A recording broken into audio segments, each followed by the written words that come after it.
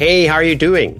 I'm Vasco Duarte, your host on the Scrum Master Toolbox podcast, and I've got some exciting news. So, right now, as I record this, I'm holding in my hand the signed contract for our very first Global Agile Summit. We're all in, and I couldn't wait to share this news with you. So mark your calendars, May 18th to 20th of 2025 in Tallinn, Estonia. We're going to have a transformative experience. We're putting together an event that it's all about real-life Agile. It's not theory or buzzwords. It's practitioners sharing what's working, what's making an impact, and how they've overcome challenges that you too will have to face, or maybe even facing right now. We're bringing together the best stories in Agile, from product leaders to engineering wizards to business visionaries. These will be stories that will inspire you to action.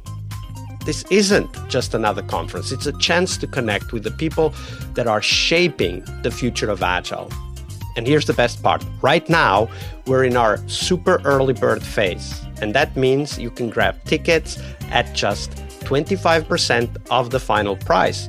Look, that's not just half off. It's half off of the half off. It's an incredible deal for our dedicated community members, just like you, listening to this right now. So at the summit, day one will be all about hands-on workshops. And days 2 and 3 will dive into leadership, product strategy, coding, testing, and everything that makes Agile thrive in organizations right now. Remember, these are all first-person, real-life stories. Now, whether you're a leader, a developer, or part of a consulting company, this event is built to take your Agile game to the next level. So don't wait. Go to globalagilesummit.com and grab your ticket today. Let's all make 2025 the year Agile truly transforms your teams, your business, and our industry. I'll see you all in Tallinn. And remember, go to globalagilesummit.com and get your super early bird ticket right now. It will only be available until the agenda is announced. So don't wait. Grab it right now. Right, now that that's out of the way, on to the episode. Hello, everybody. Welcome to the final episode of our 5 Wishes for 2025 series. I'm Vasco, and today we're talking about butterflies, chaos, and why project management is like trying to predict the weather. Spoiler alert, it doesn't work very well. So this is a topic I'm really passionate about. I'm so passionate that I might go in a couple of tangents during the recording of this episode, and for that I apologize in advance. There's a lot riding though. Here's my thinking. Software development requires a management approach that fits its constraints. And on that note, let me introduce a piece of trivia that I never thought I would have on a podcast episode. Project management is actually younger than the Finnish korvapuusti, which is like a cinnamon roll in Finland, by the way. And true story, I looked it up. But even though project management is such a young profession, we somehow treat it like it has been around since the pyramids. We hear people say all the time, oh, but project management is kind of a human nature pattern. It's like if you're a human, you have a project and you manage it like a project.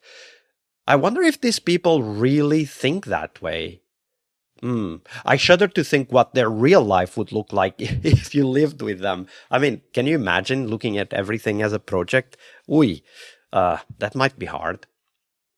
But let me tell you a story. It's about a different type of thinking.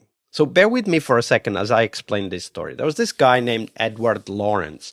Back in 1961, he was playing with weather models at MIT. Probably because Boston weather wasn't confusing enough already. So what he discovered eventually would create the opportunity for a new science to emerge. We call it complexity science, chaos theory. It has many names. And that finding really changed how we started to understand the world around us. It even created new philosophies. So here's what happened. Lorenz was running his weather model, and it was the end of the day. He was probably getting tired, and he took a printout of the values of the model at that time, and he went home. And now imagine this. The model is fully understood because it was created by him, Lorenz, in a computer. The value, the state of the variables is fully understood because Lorenz had a printout of the model and wrote the numbers down.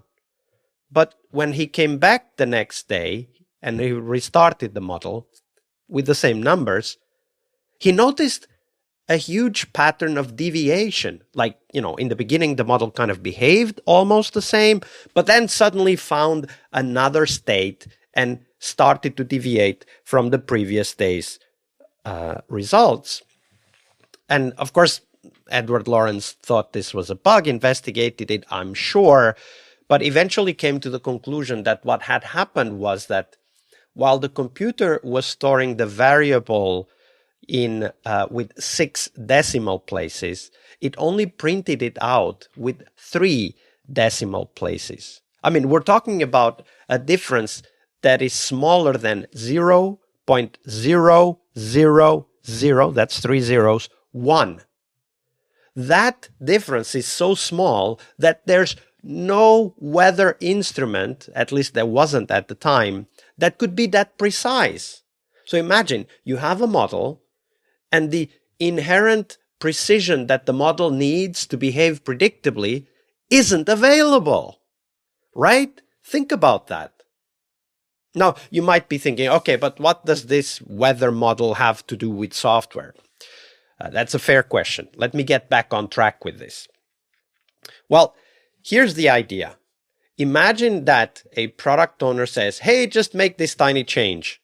And suddenly, as you look at the code, you realize that the whole system needs refactoring. And I know you have seen this. These are called rewrite projects and technical debt. And we talk about this all the time. Now, what Lorenz discovered was what eventually came to be known as sensitivity to initial conditions, right? A small change in the initial condition can have a massive impact over time. And project management does not have in itself the tools to capture the state of the world around it in such a detail that it would reliably deliver the results it was supposed to deliver, especially not in software, which is the industry that I know and study all the time. So project management is like trying to predict the weather, but, an exact day, an exact time, 5 weeks in advance. It's just not possible. I mean, we have more or less an idea of what the weather will do in the next 2-3 days, but there's just too much uncertainty to predict beyond it. And the same happens with project management. I mean, think about it. Projects assume that we know everything up front. They assume we know the scope, the timeline, the people involved, the outcomes that are expected. It's like trying to plan a whole year of meals on January 1st. Oh yeah, on October 23rd, I'll want some sushi. Really? Are you sure about that? Oh, and by the way, it might be that the sushi restaurant isn't open that day. Project management just cannot, and it's not fair to assume it could, capture the state of the model, the system that we are looking at, so software development, in enough granularity and then model it accurately enough to be able to predict beyond the next few days or weeks or, very high level ideas. Never what we are going to do, what each team is going to do on a week by week basis. And it tries to do this. I mean, there's a tool for it. It's called the Gantt chart. Okay, but here's where it gets interesting. Some of you might say, okay, yeah, but Agile helps because, Agile is what the industry, software industry that is, has come up to help tackle this problem of lack of predictability and lack of adaptation to changes in plan and so on. But Agile is only a small part of the solution. Agile is like having a weather forecast for the next few days. It doesn't give you the weather forecast for the next year. Project management tries to, but it fails.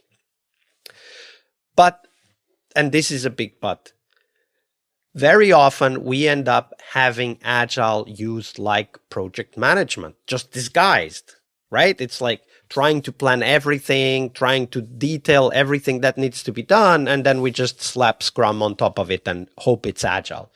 Well, it can't be, because one of the fundamental aspects of Agile is that we are constantly assessing what is happening and we are adapting to that information. That adaptation, inspect and adapt cycle is not incorporated in project management, at least not in any significant way that would help us in software delivery. Right? So when we think about software delivery, things are changing all the time. Project management requires all that information to be funneled up to a point where all of the decisions are made, and then those decisions are cascaded down to the teams. This is just too slow and inefficient. And in fact, when we look at software organizations, we already see that no one really uses project management like it was designed to be used. So here's my proposal. For 2025, I have this 4-point manifesto. First, fund software like as if you were investing in the stock market. You put bit by bit over time, not all at once. Then we need to think like investors.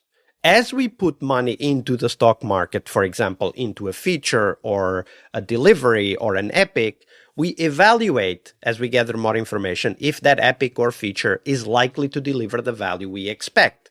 This is what I call a bet, and that's a technical term. We make bets, right? And we need to evaluate if the return that we expect from that bet holds over time. If it doesn't, we should stop that bet. We should not continue to invest in features or epics that we don't believe will deliver the value we expected it to deliver. So we need to think like an investor, not a project manager. Then point 3 is experiment by default. We've already talked about the 24-hour experiments this week. And this is a key enabler for us to adapt. It is indeed unlocking the agility, because it's not the agility only at the team level. Experimentation gives us agility at the portfolio level. And this is key. When we think like an investor, we need to be thinking about creating adaptability at the medium to long-term plan level, not just at the team level. And then we need to give teams end-to-end ownership so that they can quickly validate assumptions, give us information about what bets might or might not deliver value, and then help us make decisions of where to put our effort. Because all organizations have limited amount of time, money, and people that they can deploy to achieve a certain objective. By thinking like investors and funding software, like if we were investing in the stock market, we open the possibility to be adaptable or agile at the portfolio level. Experimentation or experiments give us the information we need to make those adaptations, and the end-to-end ownership at the team level allows us to deploy that ability to experiment much faster and much more widely, so that the whole organization can be collecting information and deliver that information to the decision makers. Now, many of you will be still working in organizations that have project management offices and therefore have that type of process already in place. And it's going to be hard to change. And I totally get that. The goal here is not to change everything in one go. Let's start, for example, by running experiments, collecting information early and delivering that information to the decision makers. Whether they are ready yet to make decisions based on any information that is collected early in the project, that's up to them, right? But we can start providing that information. So if you're a Scrum Master, I would work with, or an Agile coach or a product owner, I would work with the team to enable this end-to-end ownership and running experiments. So collecting information that allows us to know whether we are on track and able to deliver on the promise of that particular feature or epic. Let's start there. That's the first wish. But then we need to have agility at all levels of our organization. We need to provide that information to the portfolio owners and hopefully move away from projects into investments, looking at features and epics as investments that are constantly evaluated for value. And then, of course, we keep the ones that work and we drop the ones that don't. This agility really helps teams thrive, because this is what Agile and Scrum specifically was created for, right? To give teams end-to-end ownership and to provide value at every step of the way.